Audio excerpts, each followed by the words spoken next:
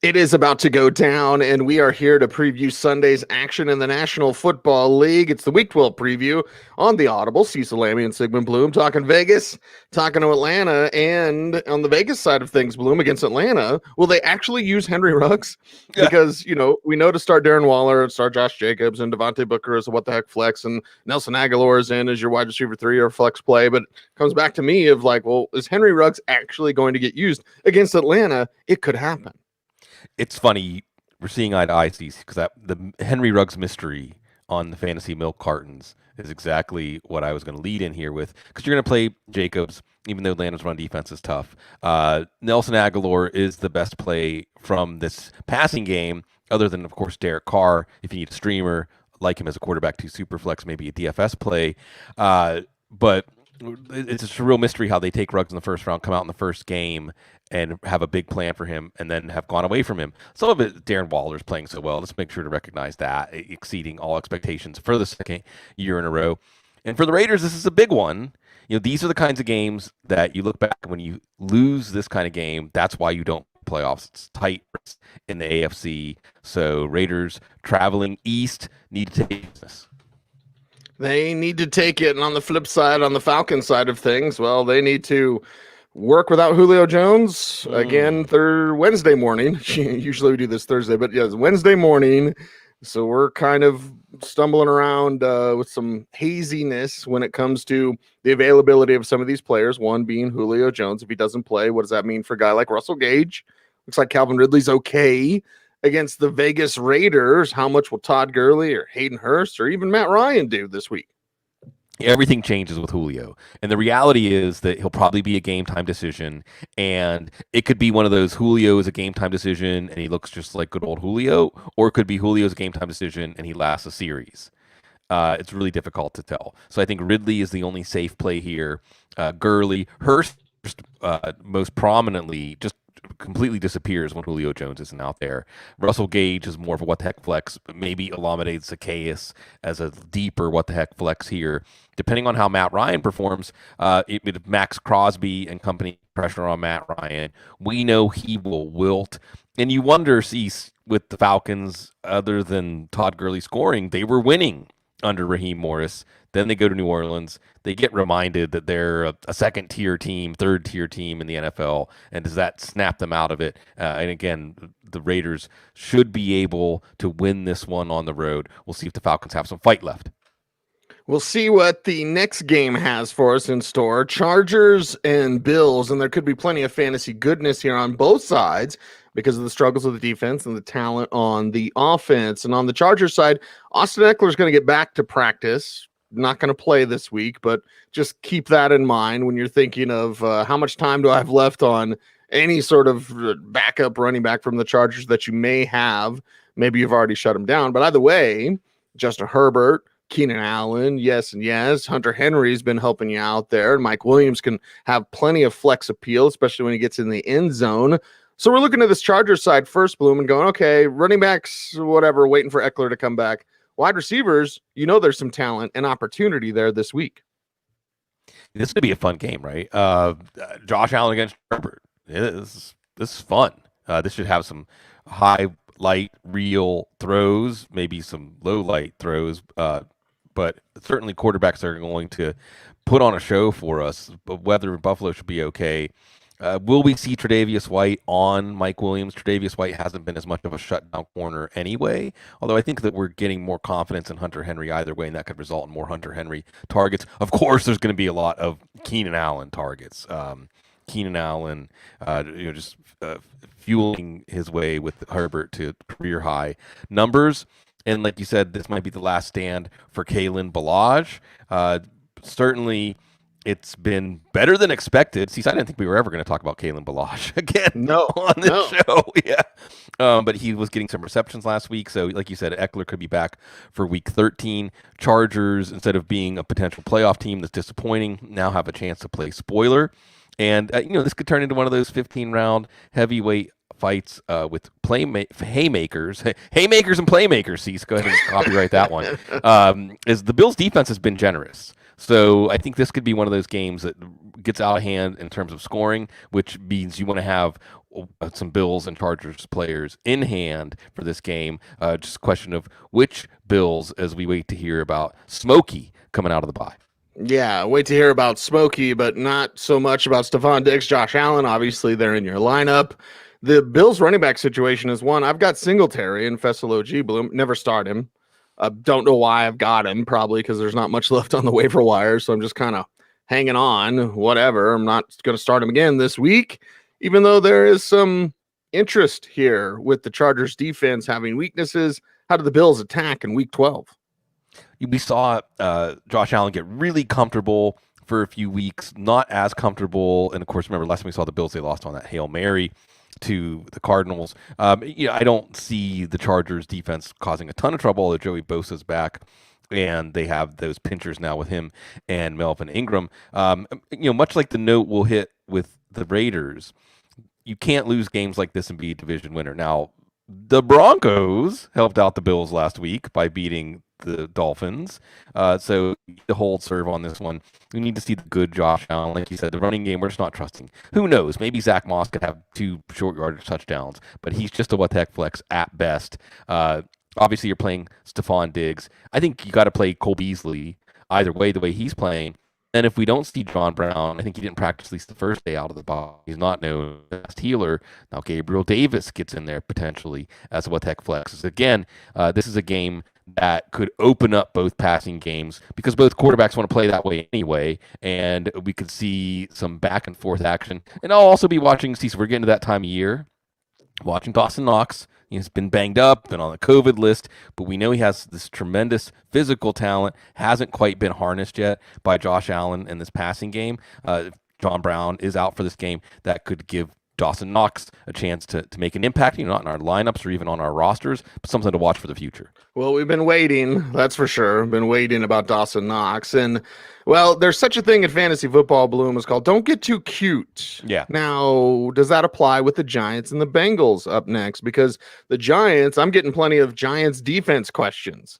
Like, okay, well, who could you start instead? Like, that's always the question back. Like, okay, yes, I understand the logic. Hey, it's Ryan Finley, and so the Giants defense, and then, well, they're going to run the ball, and Gallman, and all that kind of stuff. Like, okay, I understand how you may think getting your Giants in is a good thing, and you may think that, playing your Giants defense is a good thing and a good idea against the Bengals. I get it. I totally do, Bloom.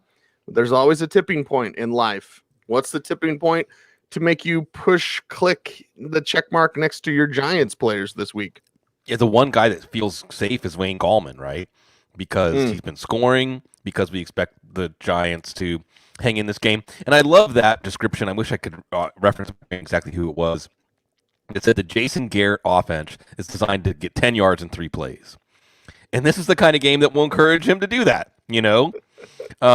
I think it all hinges on Brandon Allen, and I'll kick it back to you after we run down the Giants here, Cease, because it is going to be Brandon Allen and not Ryan Finley, which is a good sign, but it also brings up the question, why wasn't Brandon Allen the backup all along?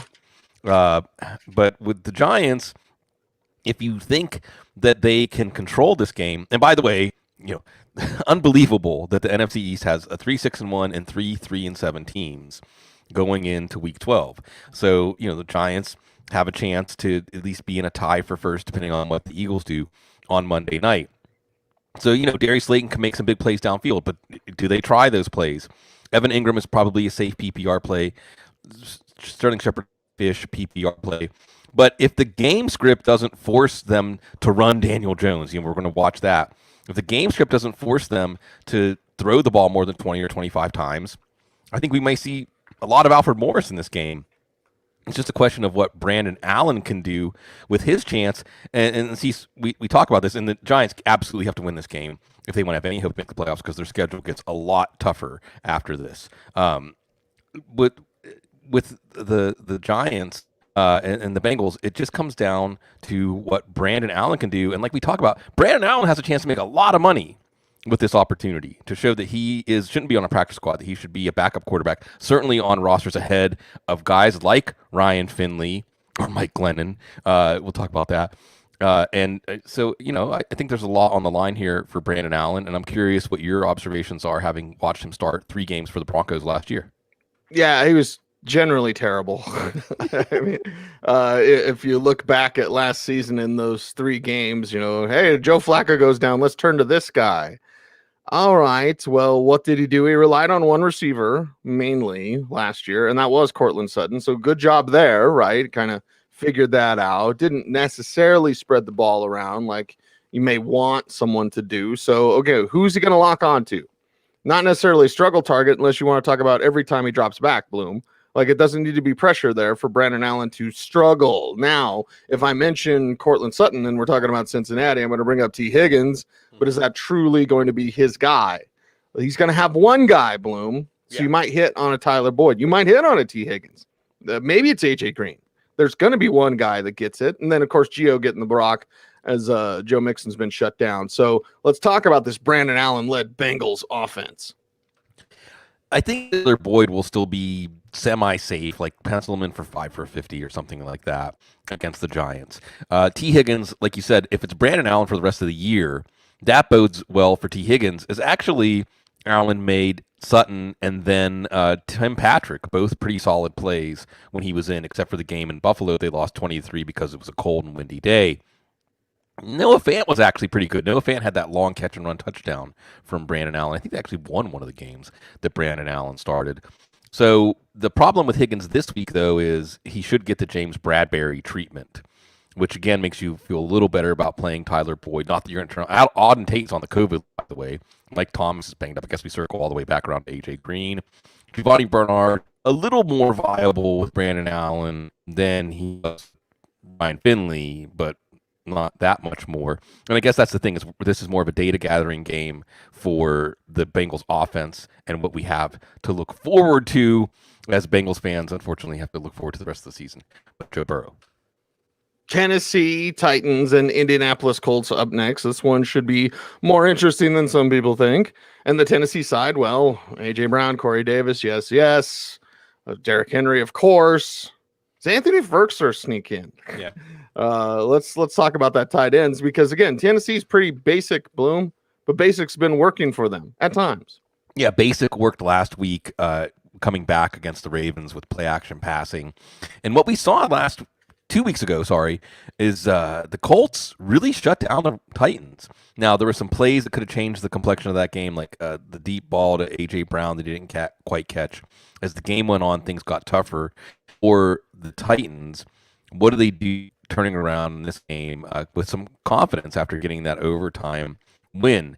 Tannehill has punched his way out of the corner yet again, as he has in his career. And in this matchup, although the Colts had one good half, one bad half against Aaron Rodgers, if Tannehill's one of your options this week, you're not necessarily afraid of playing him indoors. Derrick Henry should roll in this game, by the way. Even though we saw Roger Saffold banged up, we saw Ben Jones a little banged up. That one bad snap Jamil Douglas had over Derrick Henry's head.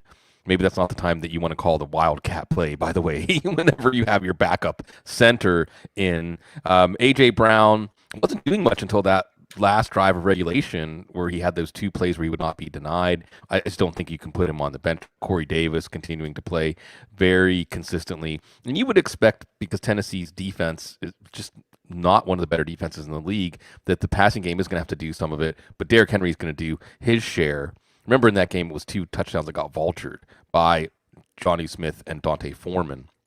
So Henry's fine. Smith, we're going to watch practice reports with ankle. He went back into the game, but sometimes those ankle injuries that you can play on Sunday, you can't play on the next Sunday. So that's going to give us the insight into whether to play Anthony Firkser, the Harvard product, and Indianapolis. They're coming in fired up. A rousing victory. And you look at their schedule; they've got Houston, Vegas, and Houston the 3 games after this. So the Colts have some designs after some turbulence earlier in the year with Rivers. Rivers is playing well. This team is playing well. They want to sweep the series with Tennessee so they can make this division theirs. Who do you trust? That's what it comes down to with the Colts, because it seems like you can trust Michael Pittman, certainly 3 weeks in a row. I mean, keep going at him. Get Michael Pittman back in your lineup. Can you trust the running back situation? You want to set your fantasy lineup and feel good, not feel nervous about are they even going to get used? Because this isn't do they have talent? No, God, Naheem Hines is talented. Jonathan Taylor is talented, but will they actually use them? Then the riddle at tight end continues. Right. So to Trey Burton, a Jack Doyle, or a Mo Alley Cox week. So Michael Pittman gets me excited, Bloom. The rest of this team, confusion abounds. Yeah, it is a bit confusing, but the Colts offense is clicking. They were clicking against the Titans the last time around. Rivers had a 300-yard game. It was those crossing routes, same kind of crossing route we saw Pittman take the house. So the question is, and this is where we get into Frank Reich and Nick Sirianni and play calling, and also Mike Vrabel and Dean Pease and that defense for Tennessee. So what do you do to take away those crossing routes? Because they were there all day for Michael Pittman. And you're still going to play Michael Pittman because he's so hot and Rivers is hot throwing the ball to him. But, then what's the counterpunch? Like you said, it would be that three-headed tight end. So we don't really have anybody to play, but we're going to watch to see how Indianapolis alters the game plan from that point of view. And then the backfield. And I really think that Jonathan Taylor got back into the circle of trust for the team and back into the circle of trust for fantasy. I would expect him to really have a lot more patience with him, not go away from him as quickly as they did. Remember, Jordan Wilkins was terrible in that game against the Titans a couple of weeks ago. Then you have Nyheim Hines. If he wants some reassurance on playing Nyheim Hines this week, he had a touchdown wiped off the board last week. He had his number called on a 2-point conversion and was successful. He had a key third down conversion for the team. So again, they called his number in a high leverage situation. And the best case for playing him is he went off against the Titans the last time we saw him. They have an answer for him. So I think that it just makes sense to, Hines, between Hines and Pittman, can they carry this stuff over? That's the closest thing we can have to trust, along with Phillip Rivers, maybe as a DFS play, or maybe as a second quarterback or as a streamer, depending on what you're looking at here. By the way, we haven't mentioned this, these 16 games, all 32 teams, back in action. We're still not done with the buys yet. There's some Week 13 buys. I know in the high-stakes contest, there were a lot of questions about that before the season. Do you take players that have a Week 13 buy, knowing the high-stakes contests are in the playoffs at that point? So this is, again, it's going to be an intriguing game, Cease, because the Titans went out in a way that we haven't really seen them go out during the Mike Vrabel era. We haven't seen teams just like run away from them and leave them in the dust the way the Colts did the first time these two teams met. So I would expect the Titans to have a great effort in this one, but also the Colts are clicking. So this is a really intriguing matchup. Carolina and Minnesota is the next game to preview here in the Week 12 preview on the Audible. On the Carolina side, we're watching Christian McCaffrey in a red jersey. Chris has said that in the chat room. So, okay, well, it's still going to be Mike Davis. Probably give McCaffrey like a week-ish to get back, and we'll continue to watch there. We'll continue to watch that trio of wide receivers maybe disappoint fantasy GMs, Bloom, because it's like roulette. Like, which numbers are going to hit? Is it going to be Curtis Samuel? Is it a DJ Moore week? What about Robbie Anderson? All right, if it is PJ Walker or Teddy Bridgewater, looks like Teddy will be back this week. He was close. It was close a few times. Yeah. He was close last week. So Teddy being back this week, how's that help Mike Davis and company against the Vikings? Well, the good news is that the Vikings defense showed us against the Cowboys. And look, by this time, we will have watched the Cowboys on Thanksgiving against Washington, and we will know how much of the Cowboys' great Week 11 offensive performance was, it's the Vikings defense in rebuilding mode, basically. Or, is it the Cowboys can handle a Washington defensive line that they weren't able to handle like a month ago? So, if the Cowboys have a lot of trouble against Washington, now we're even more excited to play Carolina options. And the good news is that even without Teddy Bridgewater last week, Robbie Anderson was still like an 11.6 in PPR leagues. Samuel was a great play. DJ Moore was a great play. So I think whoever the starting quarterback is, you can probably start all three of these receivers the way you normally would. And you're trying to find a way to get more in the lineup, particularly with the possibility of those busted coverages downfield. And then that gives Mike Davis more chance for opportunities to score.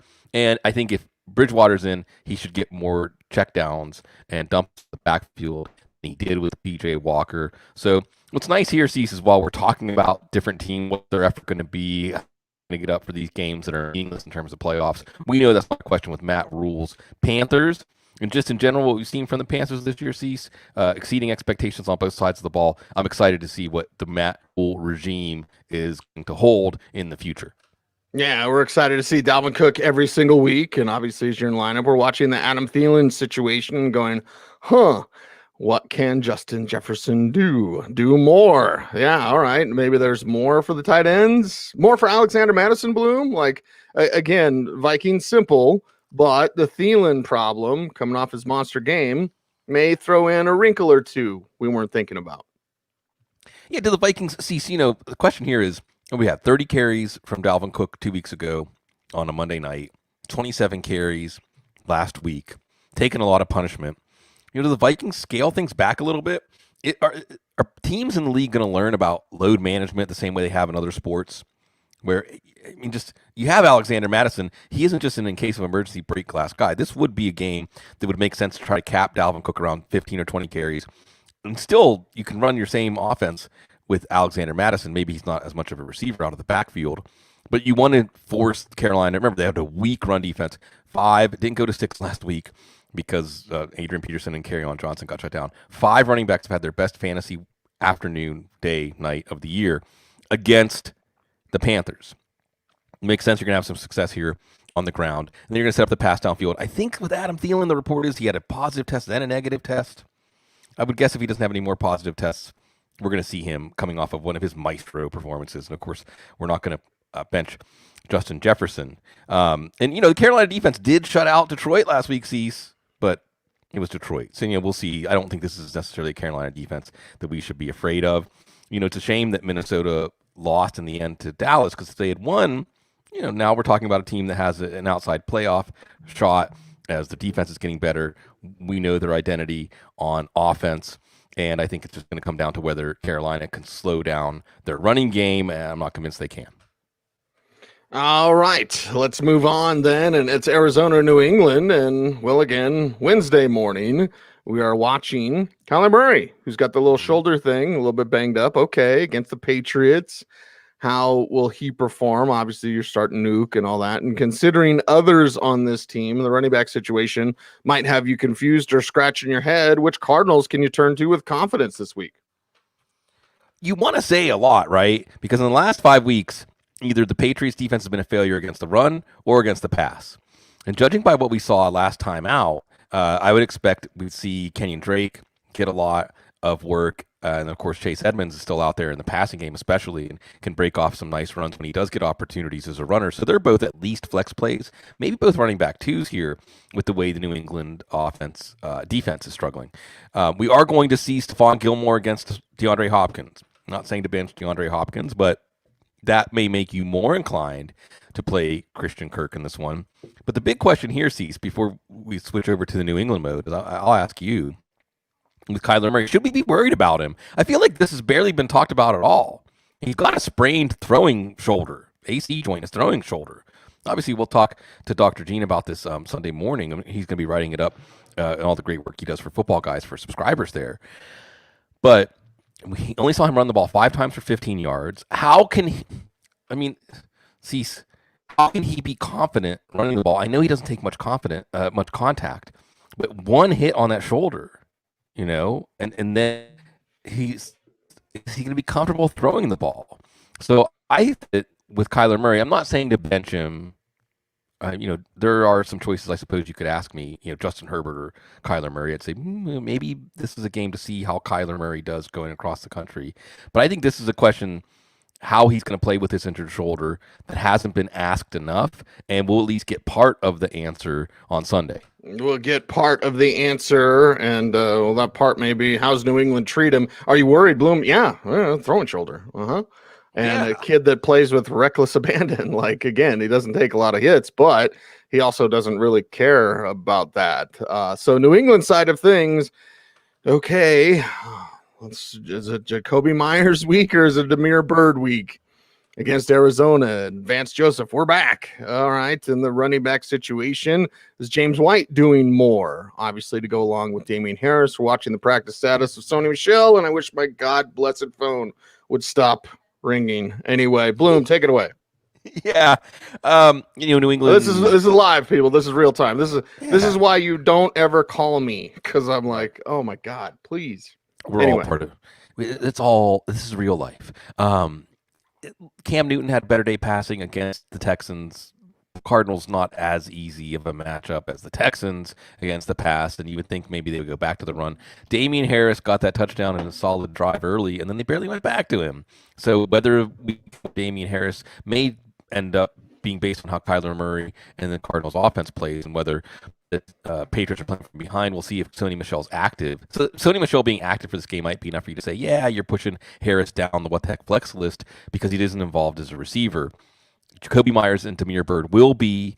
Damiere Byrd showing you that ceiling last week. Jacoby Myers did confirm that he got extra attention from the Texans. While that's a sign of he's made it, this could also be kind of like Travis Fulgham, but with a shorter peak. We'll see if Arizona decides to give more attention to Myers and force Cam Newton to throw the ball deep. Love seeing, by the way, Isaiah Simmons unleashed last week. We didn't really talk about that much because we don't recap the Thursday game, but that's fun. The patience being rewarded there. Yes, Vance Joseph. Isaiah Simmons is back and making things happen, so he could be an X factor here in this one. Arizona needs this one again. NFC. The difference between, and they've fallen out of first place, but now the question is, are you going to be going on the road to face maybe Seattle or Green Bay in the first round, or do you want to be that top seed of the wild cards? That number 5 seed's going to get to go to the NFC East, so they want to make sure that if they can't win the division, they at least get that as a consolation. Okay, yeah, here we go, everybody, ladies and gentlemen. It's the Dolphins and the Jets up next. Ooh, exciting! But okay, Tua has a threat of getting benched. That's not going to happen against the Jets. So it's Tua all the way. It's Tua back in action. We're back. Is Myles Gaskin going to be? We didn't talk about Myles Gaskin on the waiver wire show, although Dr. Gene Bramall did bring him up. So we'll watch that situation because last week Salvin Ahmed was not so very good, and Matt Breida wasn't either. So it's Tua all the way, Bloom, because he's not going to get benched against the Jets. What's that mean for this Dolphins offense? Yeah, it's a good thing to bring up that the way Salvin Ahmed played gives Myles Gaskin a better chance to remain the starter, as the whole offense really wilted. Like you said, it should be a better performance. Now, with Ahmed, at least he caught 5 passes. And the Jets, as we saw last week against Kalen Ballage, they won't give up a lot of easy yards inside. They might give up a big play. Ahmed at least has the speed to break one of those big plays. So he's a what the heck flex here. As you said with Tua, maybe we're worried. I mean, we see how this week's going, right? Because they should Jets. They shut them out. They should beat the Jets, okay? However, that will keep them, which will remove the fear of Tua getting benched. And Tua is still a low-end, even quarterback, too, super flex option. And if we think the Dolphins can control this game, that's not good for Devontae Parker. That's not good for Mike Gesicki, as we saw them kind of come back to life with Ryan Fitzpatrick, but Ryan Fitzpatrick goes back to the bench. So they go dormant. And see, this is a very simple test. If you want to be a playoff team, like the flow chart, can you beat the Jets? If you cannot, you need to be a playoff team. I mean, it's the minimal test. It's that top line on the eye chart seats. This beating the Jets is the top line in the playoff test eye chart. Dolphins have to come back from that disappointing loss to the Broncos last week. Casey bringing the chat room. Yeah, that's right. Adam Gase revenge game. What's that? You missed a spot, Coach. Bloom, people want to know: are you munching tacos or hitting the water pipe? You're sick. You're blowing your nose. No, I'm actually it's breakfast tacos because it's and this is not at all. Wait a second, you're eating during the show? So I'm not good at self-care, So I woke up this morning and got everything ready in the morning like I usually do, and then got right to work because, folks need to know, but folks should know we do 4 days of work in 3 days, and our typical 4 days of work is 4 full days of work, Monday through Thursday. We do those in 3 days, partially so we can have the Thanksgiving holiday freed up to spend with our loved ones, but also so we can get everything out on time before the game start for everybody. So I just got up and hit the ground running. We're both going to be working late tonight, and I forget to eat. Some days, I may not eat until 2 or 3 o'clock in the afternoon, and that's bad. That's bad. I think folks can see that I'm no model of eating habits like that, but thankfully Kate brought me in some breakfast tacos with some Sadie's green chili so that I won't have a sort of, problem and faint show or something. I can hear it in your voice. I can hear it in your voice. By the way, Bloom, we can't see you because of the fuzzy Cox internet. Cox. Eat away. By the way, YouTube doesn't understand that it's COX, and they're like, "Oh my God, you guys are never monetizing this video." Do we have to talk about the Jets side? I mean, I guess okay. Let's be fair. Rashad Perriman making plays, and I love Denzel Mims, right? Okay, well, those are the interesting pieces. Frank Gore's going to plunge away, right, and we'll see if Josh Adams can actually make it to the field, or what Ty Johnson does, because they don't have LaMichael Pirine anymore. But you've got a couple of receivers that are interesting, Bloom and Perriman and Mims, and that's about it. Yeah, and the question is, with Xavier Howard against Rashad Perriman, I'm not betting on Perriman. Denzel Mims loved his raw ability against Byron Jones. Tough call. So it seemed like it would be a funnel game for Jamison Crowder. But Joe Flacco doesn't throw to Jamison. Joe Flacco can be the starter. It's such an odd situation as old. He may play or he may not play again this year. He may play and still be the Jets' cornerstone quarterback for the next coach, or he may be traded. I have no idea. So that's where we are with the Jets. And I just want to say, hey, to Charles McDonald, a friend of the Audible, has joined us on draft night a few times, was covering the Jets, Cecil. And he said that he's now going to be with For the Win in USA Today. Congrats, Chuck, on that move, because he said that you can only do so much of going to practices so that you create a facade that some Jets writer still has access to the team. I wonder who he was talking about. Very, very interesting. We need some truth tellers out there. Exactly. That's for sure. When it comes to the National Football League control information. Oh boy, that's a large topic. Cleveland and Jacksonville. Let's just say football, everybody. Cleveland and Jacksonville, and of course Nick Chubb and Kareem Hunt getting the goal line work. Come on, you can give Chubb some of that work. Let's go. Of course, they're going to keep things limited for Baker, so you don't have to do much in this matchup, Bloom, other than hand off to Nick Chubb and Kareem Hunt. Now, if they wanted to, they could, but will they want to, and are you banking on that? Yeah, I wouldn't bank on it. If you're going to play anyone from this passing game, it might be Austin Hooper. As we chronicled last week into this week, the counter of touchdowns by tight ends against the Jags went to 8 with the Ebrons last week. Maybe Hooper makes it 9. He did get a target in the end zone. I think that was missed last week by Baker Mayfield. And sure, Baker Mayfield play action is going to be set up for success here. He might be highly efficient, but probably limited to 20 attempts, 25 attempts at most. It's Chubb, it's Hunt, and it's another chance, because I didn't hear people talking about this, to say that the Eagles did a really valiant job against the Browns' run defense, except for the long run they gave up to Nick Chubb when they were tired at the end of this one. Cleveland is perfectly content to win ugly, and it's the Jags, and it's going to be ugly, especially at the quarterback position. The quarterback position, it is going to be ugly, but what does that mean for James Robinson? Nothing. Yeah. You just start him, because that's what he does. Now the wide receivers, that's where it gets complicated, Bloom. So again, who do you trust among Chark and the like? Here's my analogy, Cease, because I don't know if you saw it this morning, that Mike Glennon's going to start for the Jags this week. And somebody did the circle of poo. It's we're getting closer to the Mr. Hanky holiday times, Heidi ho! You're not insignificant. You're not an insignificant part of life. You are an insignificant quarterback. You're a starting quarterback, Mike Glennon. Because you could start a chain with like Mike Glennon was replaced by Mitchell Trubisky, who was benched for Nick Foles, who was benched for Gardner Minshew, who was replaced by Jake Luton, and now here's Glennon back again. And this is what it's like in the NFL when you don't have a starting quarterback, a real franchise quarterback. You're dealing in the likes of Nick Foles and Mike Glennon. Is that good for DJ Chark? I mean, Jake Luton does have a big arm. He did have that auspicious touchdown against Houston. He did have another one against Green Bay that could have been a touchdown if it didn't get hung up in the wind. So I don't know. Like you said, James Robinson sees in the Oscars. I know the Grammy Awards just came, nominations came out, and the Oscars was like Best Supporting Actor. There should be an award in the NFL. It's like Best Supporting Player in a hopeless situation. I think James Robinson is a shoo-in for that, the way he's been playing, the way he's going to hang around our fantasy lineups. But again, this is one to show the Browns in the year of 2020. One of the things that can happen is the Browns ending the longest playoff drought in the NFL. Okay, Saints and Broncos up next, and I'm going to throw my phone.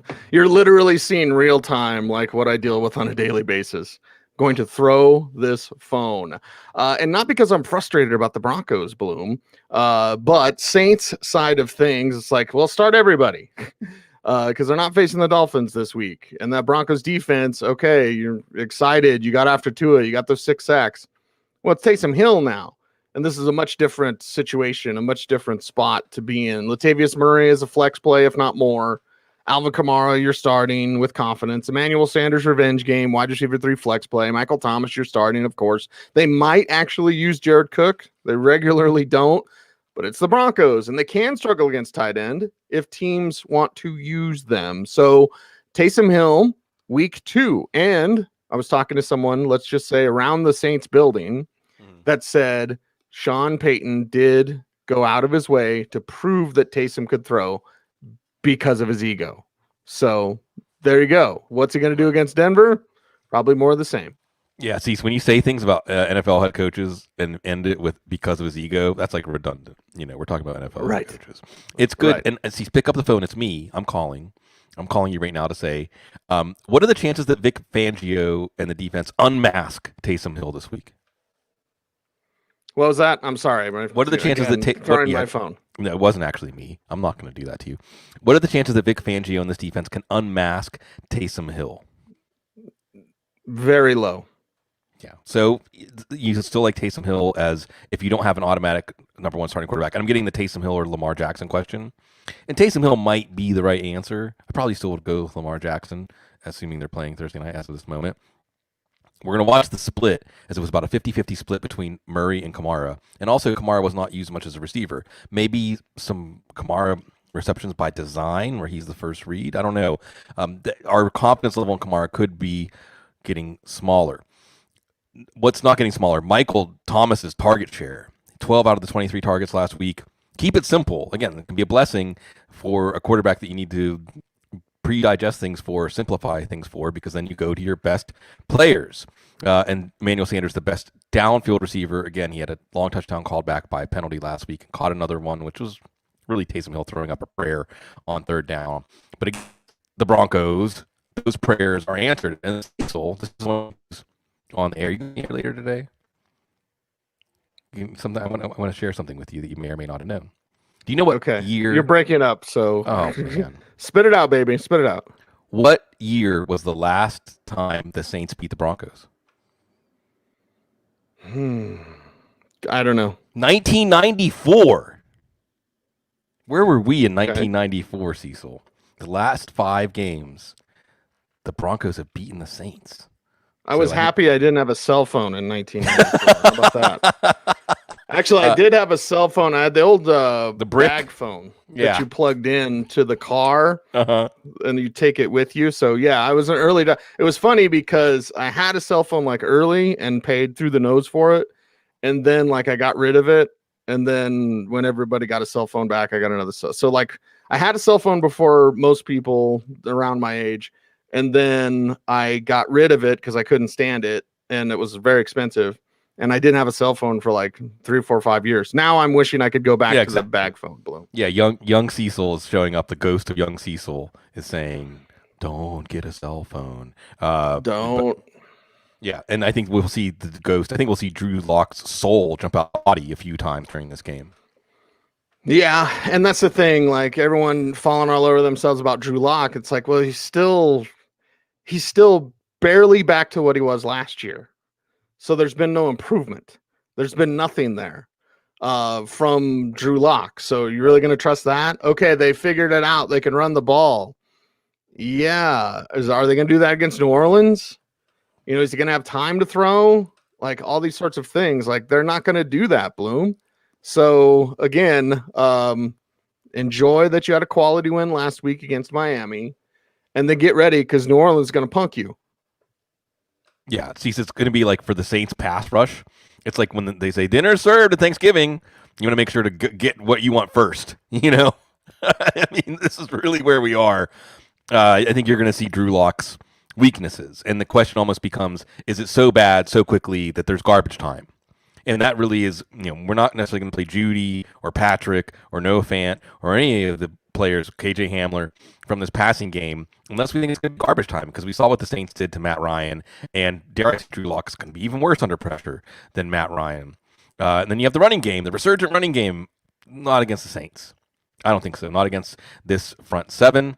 So we'll see. I mean, I want to see at least does Philip Lindsay get goal line carries, if there are goal line carries after that Melvin Gordon fumble. No, he won't. I know. You've seen how this story ends. How this story ends. He's not going to get. He's not going to get targets. Anytime he's in, they're running people. He's never in on a pass play. So is he going to get goal? No, Melvin Gordon will still get his.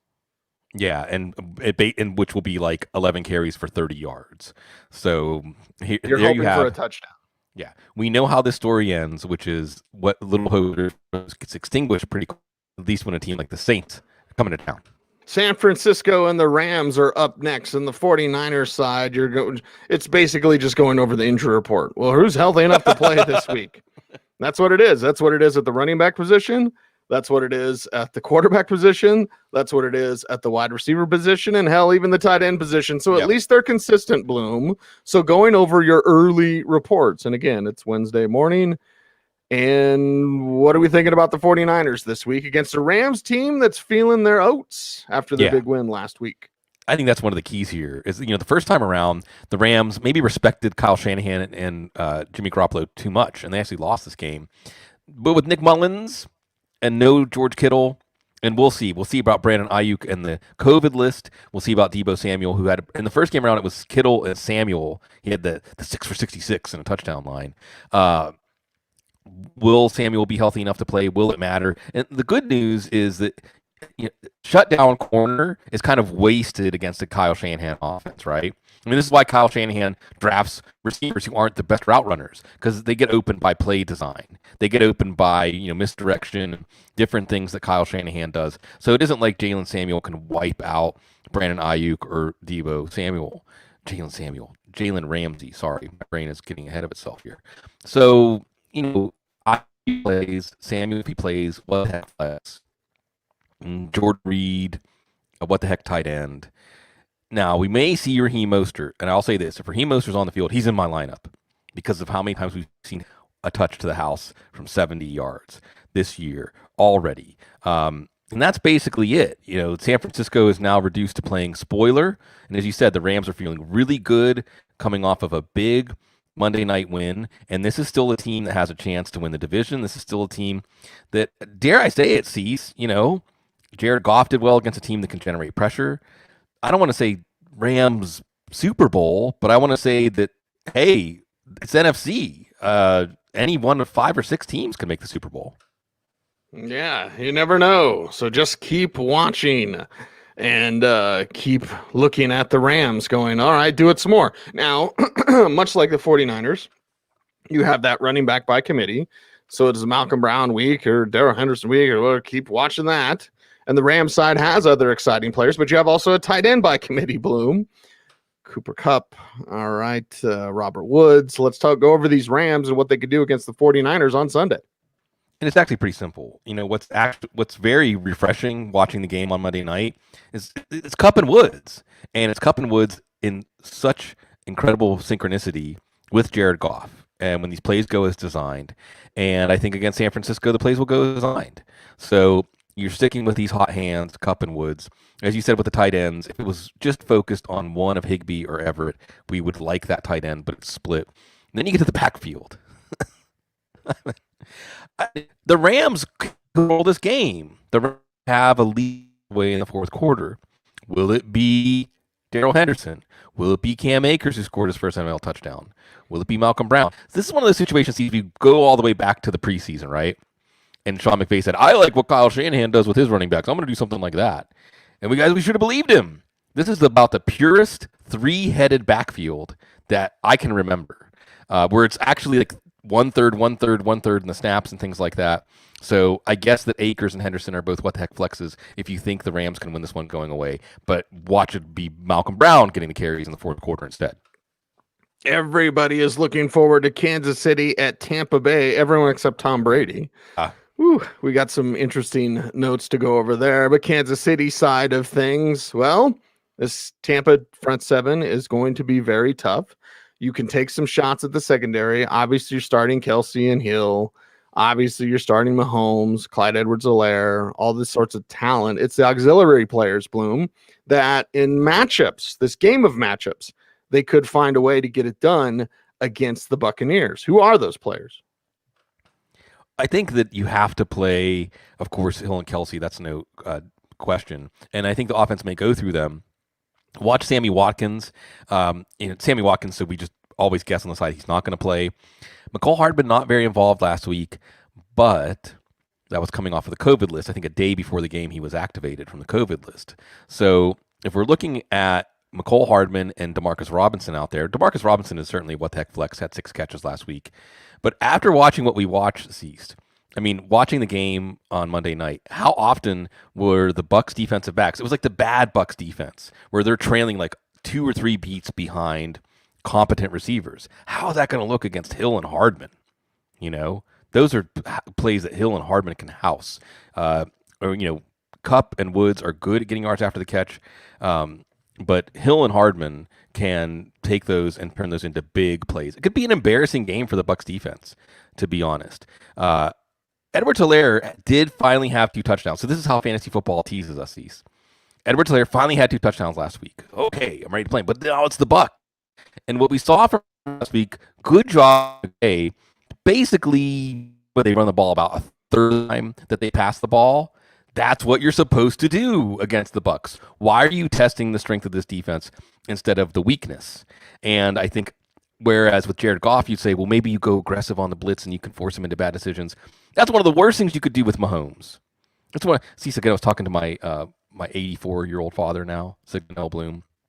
We're Steelers fans, so we're already thinking ahead. We probably shouldn't do this to like, oh, what's the Steelers-Chiefs matchup going to look like if it comes to pass? And he's like, one thing you want to do with that Mahomes is you don't want him to get out of the pocket. You don't want him to get outside, and then who knows what's going to happen. So that doesn't sound like base defense to me. I think Mahomes is going to have a massive game. I don't know about Clyde Edwards-Helaire because I would expect Andy Reid, who's already shown that he's willing to earlier this year, to abandon the run.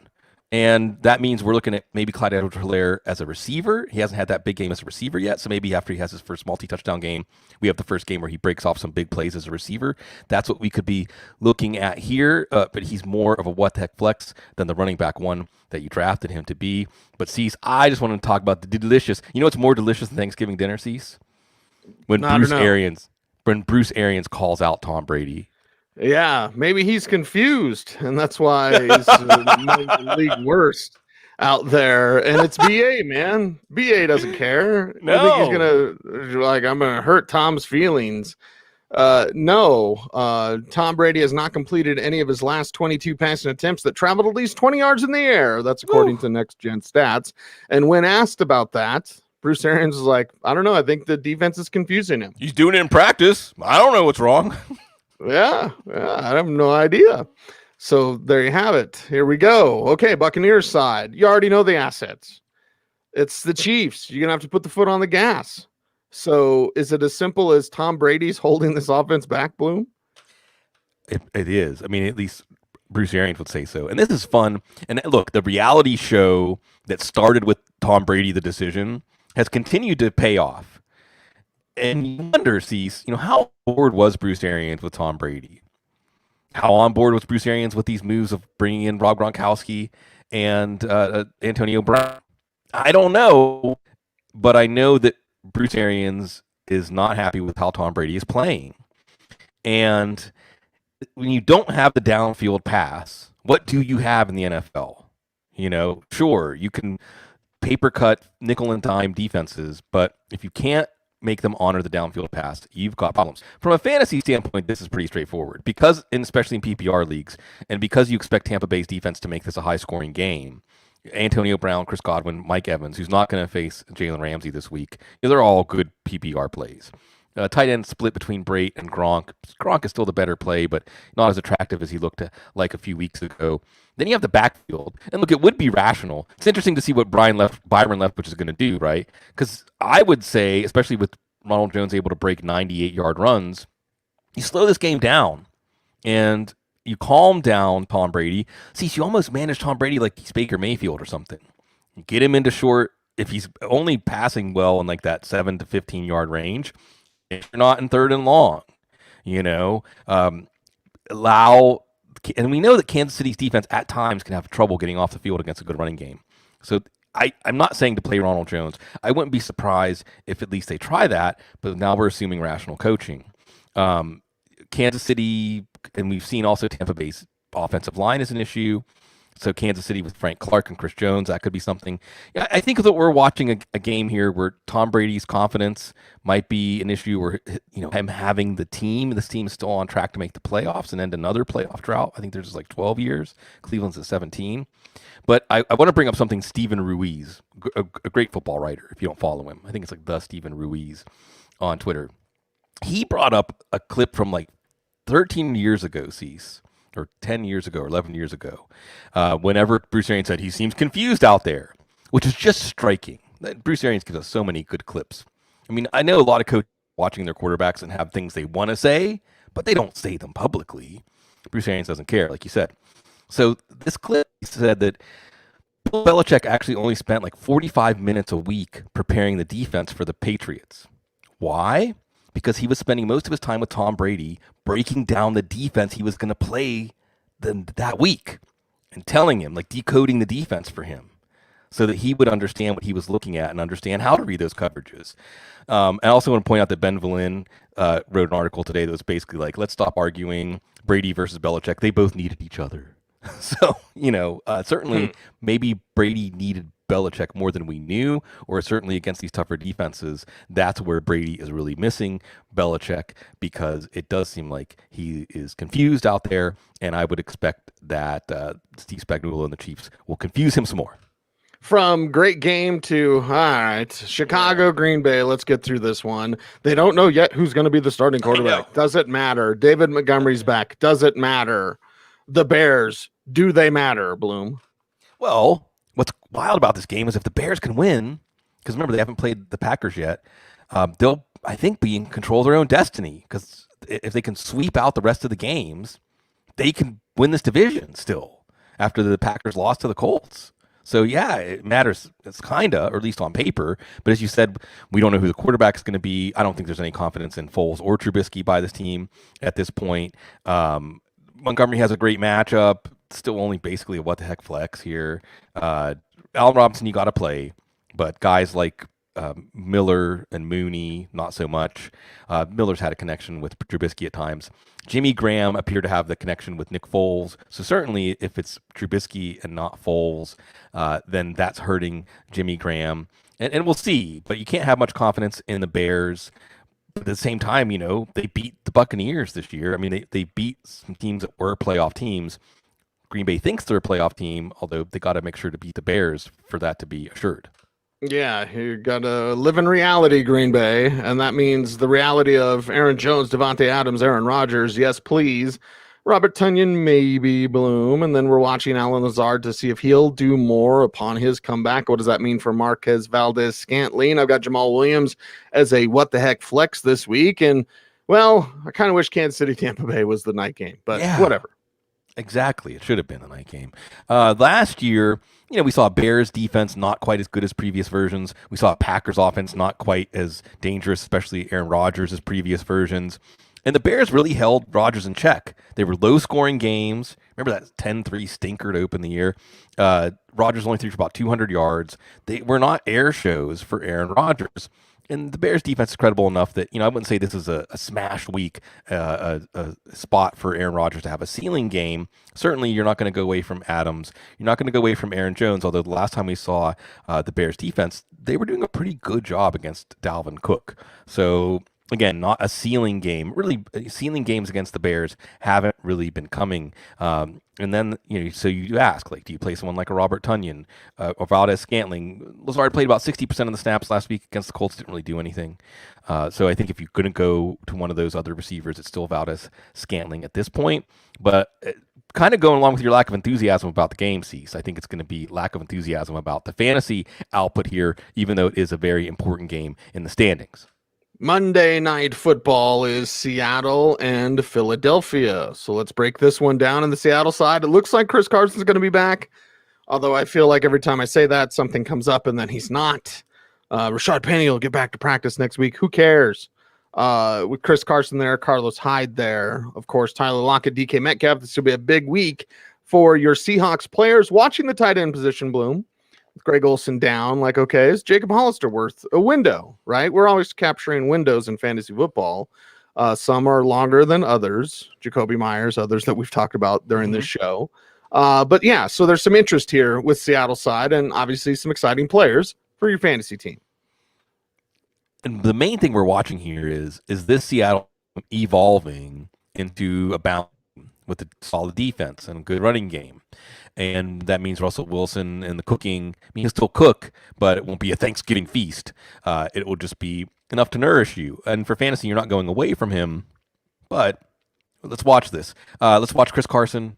And because it's a Monday night game, that's going to be annoying. Because unless you have Boston Scott as a real emergency of a case of emergency break glass, or Carlos Hyde, so you have both of the Seattle backs. I don't know if you're going to be able to wait around for Carson, maybe put him in the flex and see what happens there, although you probably have a lot more wide receiver options that you're fine with. So it makes things a little tougher. We'll watch the practice participation because obviously you want to play Carson if he's the starter. Again, that being said, the Eagles defense did a tremendous job against the Browns running game last week. And then that's basically it. Obviously you're going to play Metcalf and you're going to play Lockett, and as you well lined up for everybody, no Greg Olsen for at least 4 to 6 weeks. We know Will Dissly can make big plays. We know that Jacob Hollister can be relied on important plays and be more of a possession receiver for Russell Wilson. So we'll watch this. And for Seattle, they beat Arizona. So now they weren't swept by Arizona. They can exhale. Because if they just take care of the games they're supposed to take care of, they'll get the number 2 seed or number 1 seed, depending on what the Saints do. And this is important because I think if you're the Seahawks, you don't want to fall down to the 3 seed because that increases the chances that you're going to play a Cardinals or a Rams in the first round. You'd much rather be the 2 seed, probably the Bucks, the way things are going. Maybe a team like the Bears sneaks in or something like that. That's a much more attractive matchup. Really, if it was fair seats, they would just play the NFC East winner. Let's do reach sorting. I think they were talking about that too. If it was a 16-team playoff, that the seeding would just be strictly based on record and not the old division winners get the home game. So this is a game that, Seattle winning these kind of games is going to be the difference between having an easier path to the Super Bowl or a harder path to the Super Bowl. And for Philly, this might be the last week we can say first place Eagles. And this might continue the weeks that people are saying Carson Wentz is a bust. Okay, well, how do you play against Seattle? You can play well against the Seattle defense. You can use Jalen Reagor. You can use Dallas Goedert and obviously Miles Sanders. Maybe Boston Scott is that what the heck flex. So you have assets, Bloom. You have players that you can turn to. Is Carson Wentz broken? Like, this is a larger conversation that we don't have time for because basically, Bloom, I'm dealing with WNBC and TPS reports all at the same time. Thus, my frustration. Anyway, let's talk about the Eagles and what the heck flex and wrap this baby up. Yeah, Cecil, this is kind of like, I might be going deep on the reference here. Remember when Joaquin Phoenix did that thing where he was like showing up for talk shows all crazy and he was starting like a rap career and all that stuff? And it was actually for some sort of bizarre Dada documentary. And we found out like, okay, but it was painful to watch Joaquin Phoenix in any public appearance during that time.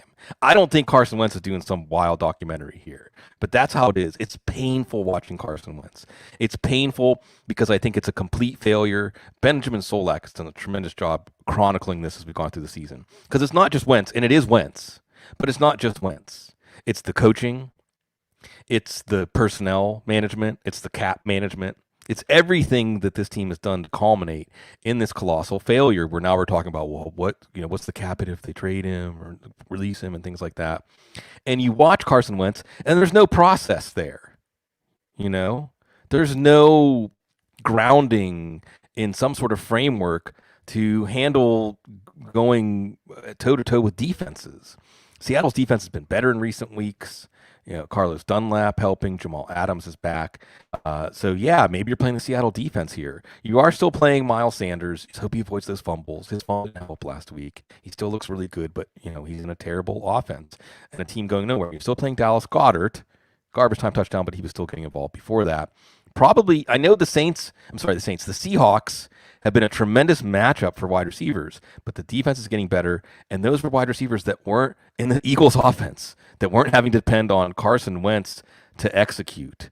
So we'll all get this up close and personal. Cecil, might be, a trigger, or kind of traumatic. If you've had one of those moments in your life when everything fell apart in a public moment and everybody was watching and you were melting, because that's what we're watching with Carson Wentz. So beware, trigger warning if you're watching Monday Night Football. Here we go. You're looking over your lineup. You need some punch, so some what the heck flexes for Week 12. I've said some along the way, Bloom, but let's run down the list. Jamal Williams there. I've gotten the what the heck flex levels this week. Devontae Booker against the Falcons, certainly very deserving of a what the heck flex, maybe just even a regular flex. Latavius Murray, again, speaking of regular flex, Tony Pollard, these type of players are all within that what the heck flex range. If you really love the Jets, well, maybe Ty Johnson is that guy. What the heck flex wide receivers include Jerry Jeudy. Yeah, that's right. That's where we are with him. Antonio Brown, same damn thing in terms of what the heck flex. Hey, there's Jalen Reagor. We just talked about it. Rashad Perriman's what the heck flex with some upside. And so is Allen Lazard, in my opinion. Bloom, you need some punch in your lineup. You need a what the heck flex to come through. Who are those players in Week 12? And I'll go with another Jets back, Frank Gore. Maybe we'll get 20 carries in this one. Not giving up on Nyheim Hines, not yet, not against the team that he just had a great game against. Gus Edwards against the Steelers. We saw him have some success. Wayne Gallman, you got to find a way to get him in your lineup. David Montgomery is the matchup. You at least give him a chance. And again, one of Cam Akers or Darrell Henderson. Take your best shot who could close out this game if the Rams control it against the 49ers. On the wide receiver side, got to get a Kiki Cutie mention in there on Thanksgiving. Slot receiver, could get some targets. We've seen him and Deshaun Watson make some beautiful music together in the past. Gabriel Davis doesn't look like John Brown's going to play. DJ Chark, was Mike Glennon a good thing for him? I don't know. Again, with Demarcus Robinson and McCole Hardman. Pick a Sims, right? See, so you should really be able to get to play the Sims on Thanksgiving. But, Steven or Cam, Nelson Aguilar, and again on Thanksgiving, you don't have a reason if you can't get Kiki Cutie and maybe Marvin Jones. Really, this is all for your viewing pleasure more than your fantasy success. Everyone out there, go forth, be awesome. He's Sigmund, I'm Cecil, we're the Audible. Everyone, thank you very much for listening. I'm going to go throw my phone on the side of the mountain. I will be going dark for a while, Bloom. Okay. Anyway, everyone out there, stay tuned, stay frosty.